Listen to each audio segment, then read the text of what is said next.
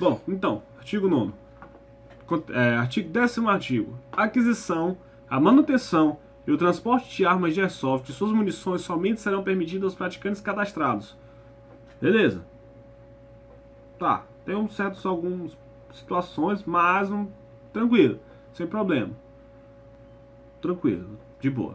Artigo 11º. Esta lei entra em vigor após decorridos 180 dias da data da sua publicação. Ou seja, nós temos metade de um ano, basicamente, 6 meses, para a gente poder conseguir ajustar e fazer tudo isso. A gente sabe que no Brasil isso não vai dar certo, vai demorar mais de ano para poder regularizar tudo, mas enfim, já fica nisso daí.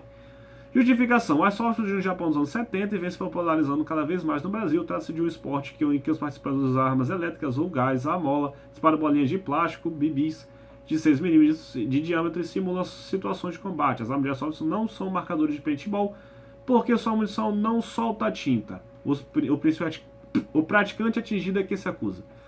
Pelo fato de as armas de airsoft imitarem armas reais e serem eventualmente usadas por criminosos em roubos, poste demanda regulamentação. Show de bola.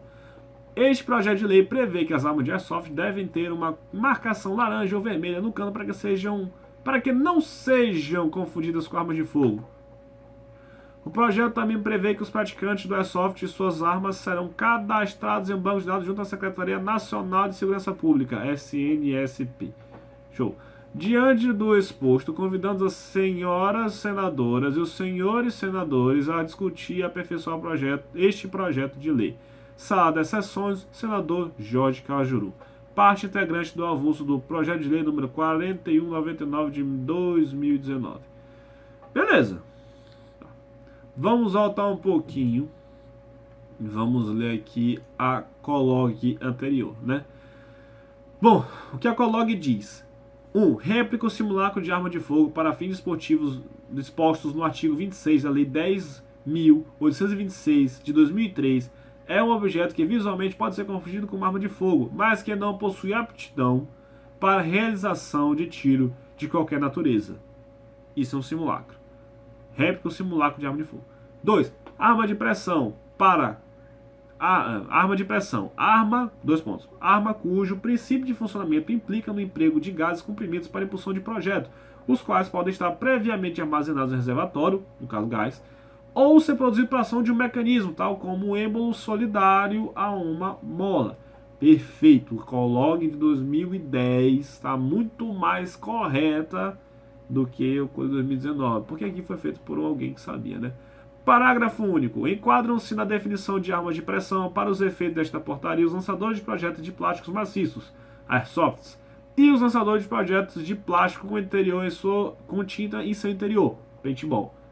Ou seja, o que parece uma arma, mas não atira, é um simulacro ou uma réplica, né? O que parece uma arma e atira é uma arma de pressão.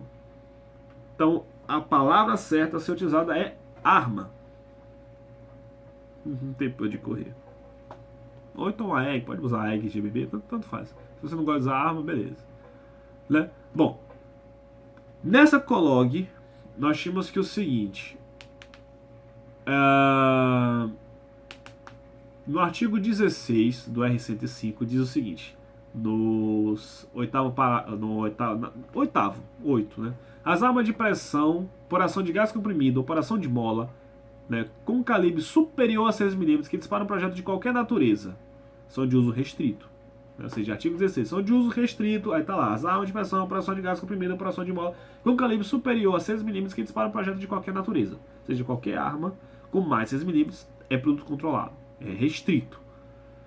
Artigo 17, uso permitido, né? Lá no quarto, arma de pressão por ação de gás comprimido ou por ação de mola com calibre igual a ou inferior a 6 milímetros e suas munições de uso permitido. Ou seja, na categoria 1, que é o artigo 16, tem controle em todas as atividades: fabricação, utilização, importação, exportação, desembaraço alfandegário, tráfico e comércio. Categoria 1. Categoria 3. Controle na importação, na fabricação, na exportação e desembaraço alfandegário. O comércio, a utilização e o tráfico não são atividades sujeitas ao controle. Então, o dinheiro categorado na categoria 3, né? Então aí fica o seguinte: as armas de pressão por ação de mola de calibre igual ou inferior a 6 milímetros poderão ser adquiridas no mercado nacional sem necessidade de CR, posição de uso permitido em categoria de coisa 3. Vou voltar. As armas de pressão por ação de mola, artigo 9º, é esse daí, entra na categoria 3, não há necessidade de CR, que é certificado de registro do Exército. O certificado de registro, o CR, só é exigido apenas na aquisição de arma de pressão a gás de qualquer calibre, por ser categoria 1, ou nas de mola com calibre acima de 6 milímetros, por ser de uso restrito. Ficam dispensadas ainda do registro que trata o caput as pessoas físicas quanto à atividade for a utilização de armas de pressão ou fogo de artifício. A portaria tal. Ou seja, antigamente precisava-se de CR, hoje já a partir da portaria número 56 de 5 de junho de 2017, né? A utilização de armas por ação de gás, ou seja, GBB, NBB e tal, de calibre menor de 6 milímetros, não há necessidade mais de CR para aquisição no mercado nacional, né?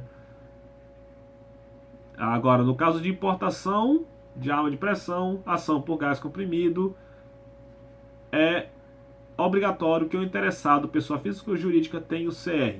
As empresas que vendem armas de pressão por ação de gás comprimido deverão ter o CR com atividade de comércio apostolados em seu registro, obedecendo às portarias anteriores. Para comercialização dentro do mercado nacional, as armas de pressão por ação a gás comprimido, bastará que o comerciante exija a cópia da documentação de identificação comprovante de endereço e que o comprador tenha mais de 18 anos. Ou seja, basicamente, a lei do Cajuru basicamente só reforça a COLOG, mas tem uma lei que permite, né, o que é ótimo. E que quer, como eu falei, ela quer unificar para que todo mundo tenha o seu registro bonitinho, assim como cada um tem a sua CNH. O problema é o ônus que isso causa, o quanto que a gente vai pagar, porque a gente já paga muito caro de imposto, a gente já paga muito caro para puta que pariu para tudo, e vai ter que pagar mais imposto ainda. Então, fica aqui o meu disclaimer. Cajuru, tomara que se você esteja vendo esse vídeo, pelo amor de Deus, que chegue até alguém lá em cima do Senado, sei lá, o deputado federal, qualquer um, desde que chegue. Aqui fica meu disclaimer. Nós, jogadores de Airsoft, pagaríamos tranquilamente o registro nosso, dos praticantes, e das armas, desde que o imposto de importação fosse reduzido para 50% ou pelo mínimo metade. Porque aí sim. Mas como a gente paga um imposto abusivo de cara, então vamos voltar. Se a gente paga um imposto abusivo de cara só para comprar, então que o registro delas e nosso seja gratuito, sem ônus. Resumindo tudo, basicamente é isso. Então, fica aqui esse disclaimer, fica aqui a minha recomendação, fica aqui o meu pensamento sobre isso.